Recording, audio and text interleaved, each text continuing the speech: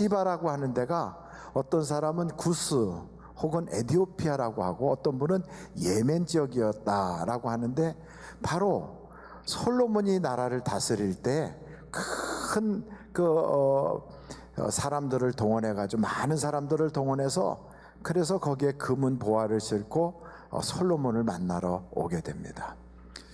그 모습이 성경에 등장하는데 여러분 한번 찾아보실까요?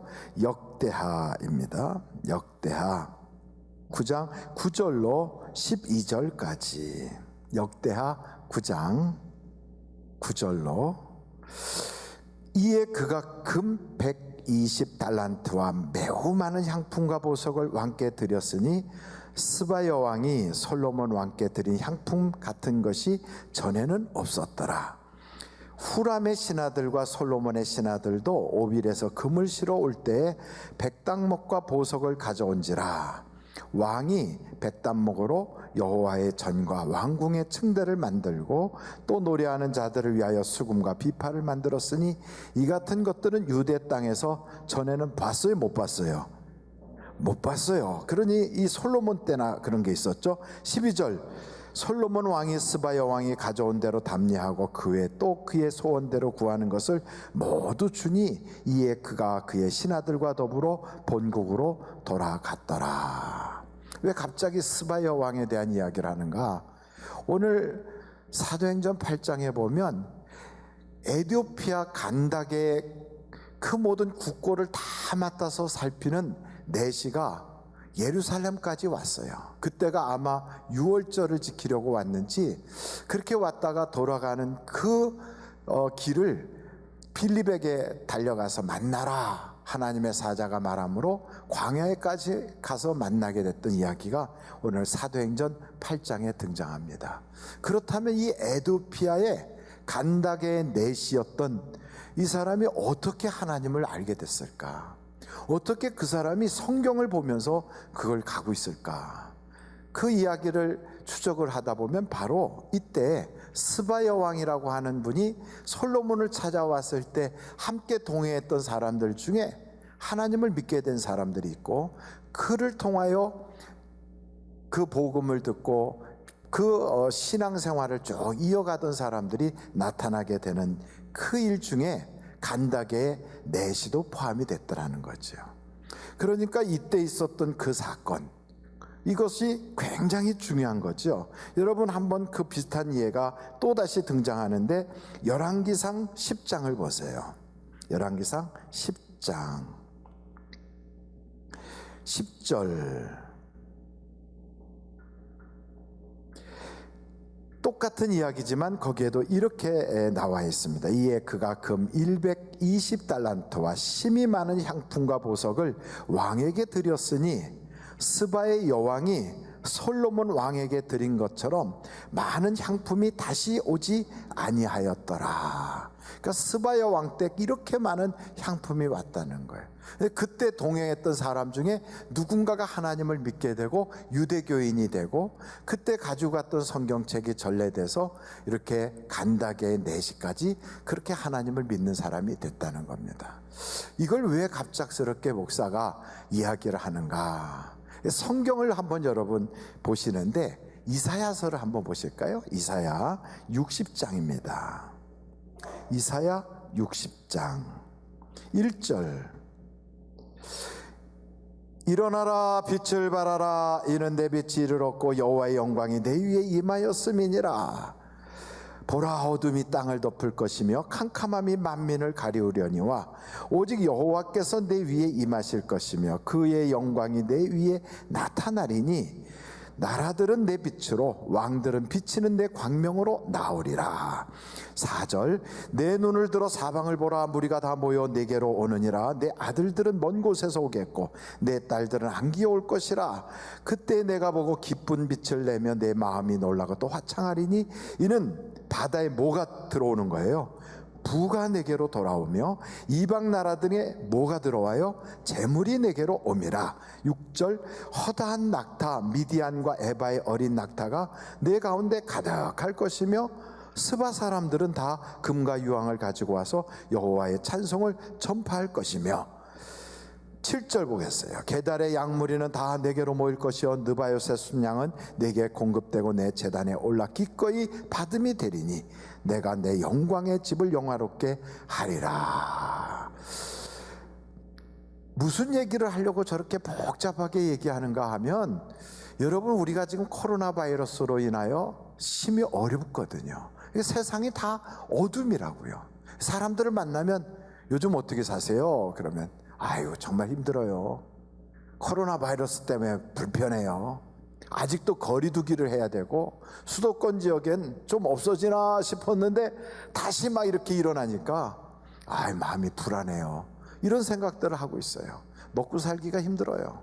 근데 이런 때, 세상이 다 어둠으로 꽉 차 있다고 하는 이런 때, 생각지도 못했던 금은보화가 밀려오는 역사를 경험한 사건이 여기 이사야서 60장에 나타나요. 그 대표적인 인물로 솔로몬이 등장하는 거예요. 솔로몬은 어떤 시대입니까? 다윗이 솔로몬을 세우기 이전에 내전이 있어서 압살롬의 반란을 진압시키고, 그 이후에 솔로몬이 다윗이 좀 편안해졌는가 싶었더니 역병이 돌아가지고 수만 명이 죽어가는 어려움이 있었어요.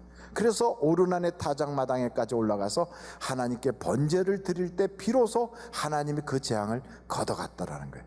바로 그런 때에 솔로몬이 왕이 된 거예요. 평안할 때가 아니에요. 아주 어려울 때예요.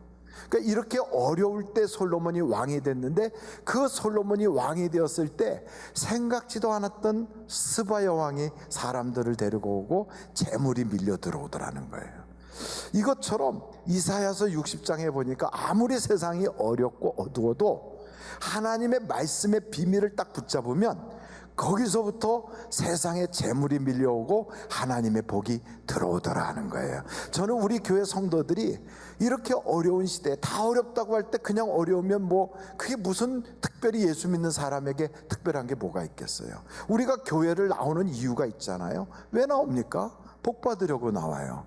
사람이 줄 정도의 복을 기대하고는 여기 안 나왔을 거예요. 그랬으면 어디로 갑니까? 사람들 만나러 다니죠. 왜? 그 사람 통해서 내가 좀 사회적 교제도 갖고, 그 사람 통해서 내가 사업할 때 좀 도움도 받고, 이럴 것 같으면 그 사람 만나러 가지 굳이 교회 나올 이유가 없잖아요. 교회 나오는 이유는 왜 나옵니까? 어떤 사람은 갯돈 받으러 나온 사람도 있을 것이고, 어떤 사람은 친구가 가자 해서 왔겠지만, 그러나 근본 목적은 하나님을 만나려고 왔어요.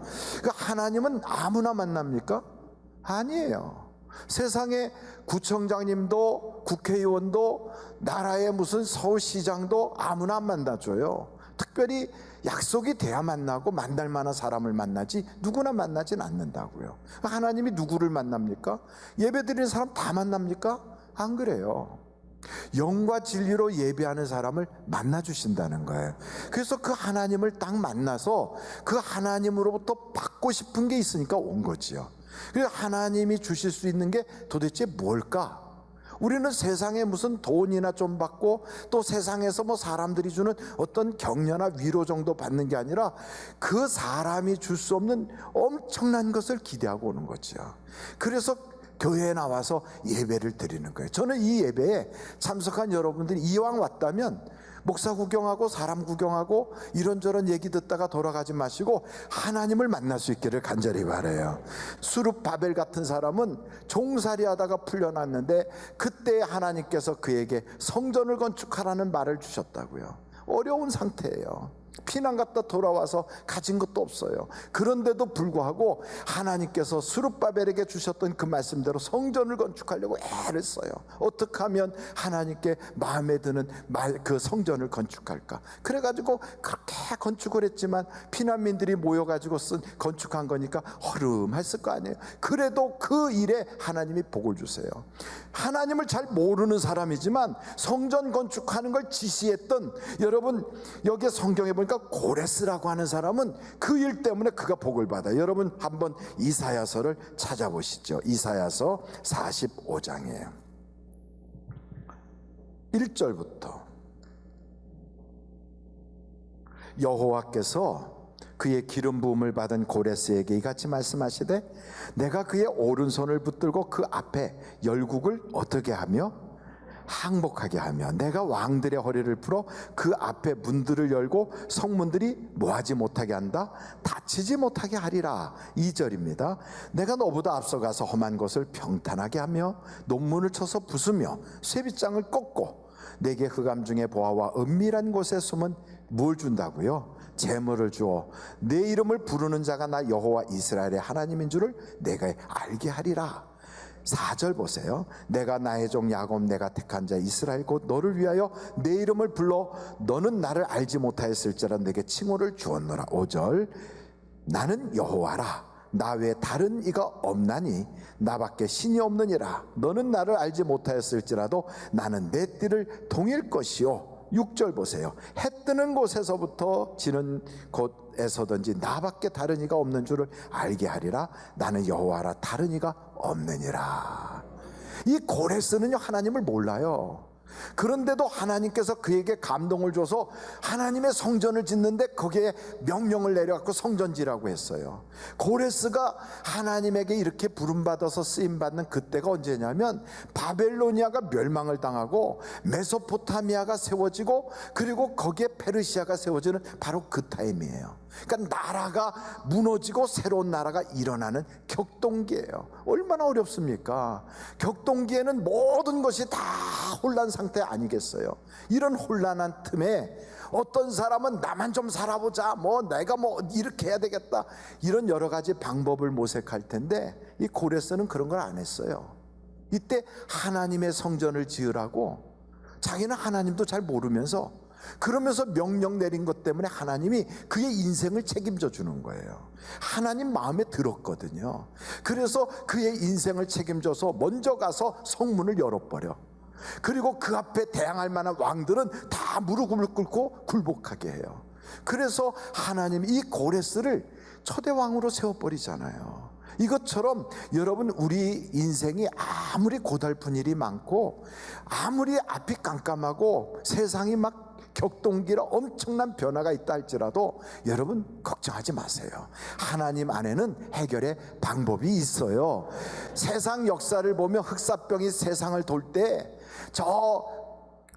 어딥니까? 저 스페인 그쪽에 거기에서부터 시작된 인플루엔자가 전 세계를 휩쓸을 때 그럴 때도요 역사가 변해도 하나님이 복을 주시면 하나님이 딱 붙잡고 그의 인생을 끌고 가시더라고요. 이번에 코로나 바이러스로 세상이 아무리 어려워도 하나님 마음에만 합하면 하나님이 그의 인생을 책임져 줄 걸 믿으시기 바랍니다. 근데 어떤 사람은 하나님 보라고는 안 하고 사람들에게 보이려고 성전을 멋지게 진 사람이 있어요. 누구냐면 그게 헤롯이에요. 이 헤롯은 하나님을 의식하지 않아. 사람들에게만 보이려고 해요. 그래가지고 BC 19년부터 AD 64년까지 약 70년이 넘는 기간, 거의 80년 가까이 그 수룹바벨이 지었던 성전을 리모델링하고 거기를 멋있게 꾸며요. 그래서 사람들이 와 굉장히 멋있게 졌네 막 이렇게 생각이 들 만큼. 그렇지만 우리 주님이 그래요. 저 성전 돌 위에 돌 하나도 안 남을 거야. 다 무너뜨릴 거다. 그리고 헤롯의 집안은 하나님에게 철천지 원수와 같이 지내다가 집안이 완전히 망해버려요. 그러니까 여러분 성전을 졌다는 가시적인 것, 눈에 보이게 뭔가 했다는 것, 이런 게 중요한 게 아니에요. 중요한 것은 마음속에 하나님의 성전이 이루어져야 돼요. 그리고 하나님이 보실 때 예배에 성공을 해야 되는 거예요.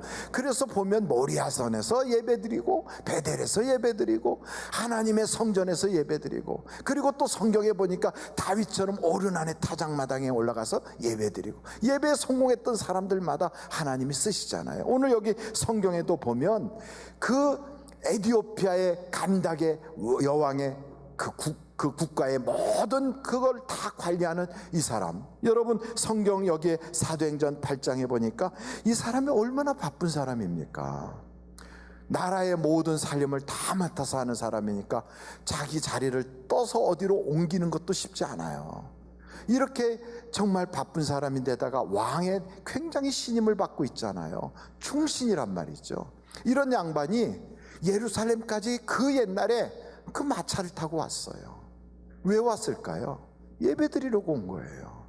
많은 장애가 있었겠지요. 갈 수 없는 형편, 그리고 자기의 처지, 그 뭐 한두 가지 어려움이 있었겠습니까? 그런데도 불구하고 그 장애를 넘어서 예배드리러 왔다는 거예요. 그러니까 예배드리러 오니까 하나님이 준비한 선물이 있지 않습니까? 이 사람은요, 사실은 그 사이에 마차를 타고 다니는 사이에도 성경을 보고 있어요. 여기 성경에 보니까 이사야서를 읽고 있었다는 거예요. 근데 알고 읽었느냐? 그것도 아니에요. 물어보니까 빌립이 당신이 읽는 것을 아시오? 하고 물어봤더니 가르쳐주는 사람이 없는데 내가 어떻게 알겠습니까? 그래요. 당시에는 목사도 없었고 성경 공부반도 없었고 그 당시에는 뭐가 가르쳐줄 만한 사람들이 없었잖아요. 그런데도 그걸 읽고 있어요. 여러분, 교회 가서 예배 드릴 때 목사가 설교하는 거 다 알아듣습니까? 그러면 그분은 아주 특별한 분이죠. 대부분은 귀에서 빙빙 돌다가 그냥 가요. 어떤 사람은 들은 것도 그 다음 주에 생각도 안 나요. 듣고 여기 나가는 순간도 다 잊어버려요. 그리고 듣는 것도 대부분은 단어 몇 개만 알아듣고 나머지는 잘 못 알아들어요. 그런데도 우리가 말씀을 들으려고 교회를 오고 하나님께 예배를 드리겠다고 교회로 오잖아요. 이 바로 간다게 내시였던 이 사람도 같은 입장이라고. 하나님께 달려온 거예요. 예배가 쉬운 게 아닌데 그렇게 찾아온 거예요. 그런데 하나님은 이렇게 주님에게 오는 사람에게 선물을 주시는데 빌립을 만나게 하시는 거예요. 여러분, 하나님께서는 우리에게 만남의 복을 준비할 줄로 믿습니다. 사업을 통하여 하나님이 길 열어주기 위해서 만남의 복을 주시거나, 아니면 성령의 충만함을 만나게 하시거나, 하나님이 또한 말씀을 통하여 내 인생의 문제를 헤쳐나갈 수 있도록 말씀 구조를 만나게 하시거나, 아니면 우리의 인생에 정말로 하나님이 주실 수 있는 놀라운 선물들을 기다리게 하셔서 우리에게 하나님의 복을 주실 줄로 믿습니다. 그러니까 여기에 성경을 딱 보니까, 이야, 이 간다게의 넷이었던 이 사람은 성경에 보니까 고넬료가 베드로를 통하여 예수 그리스도를 믿고 그리고 그 온 가족이 구원받은 것보다 먼저 이방 사람이지만 예수를 알게 됐어요. 우리가 생각할 때는 고넬료가 첫 번째 아니야? 아니에요. 고넬료보다 그 이전이에요. 그리고 그 이전에 빌립을 통하여 복음을 들었어요. 이 사람이 얼마나 성실한 사람이냐면, 이렇게 복음을 들은 이 간다게의 내시가 우리로 말하면 황관 아닙니까? 근데 돌아가서도 자기가 할 일이 그렇게 많았을 텐데도 이 사람을 통하여 복음이 전파돼서 에티오피아 정교회가 세워지고요, 그를 통하여 나중에는 에티오피아가 국교로 인정하는, 기독교가 국교가 되는 그런 역사들이 일어나게 돼요.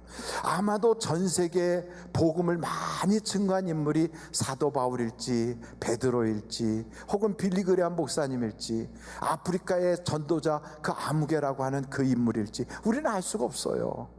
그러나 이 간다게의 넷이었던 이분은 이름은 비록 나오진 않았지만 이 사람도요, 하나님 앞에 가면 엄청난 면류관을 받고 있으리라 여겨져요. 저는 우리 하늘비전교회 성도들이요, 그 마음을 가지고 아무리 장애가 많아도 하나님께 나는 가서 예배를 드리리라 하는 그 마음을 가져야 돼요. 이 마음이 무슨 마음일까요? 사모하는 마음 아닙니까?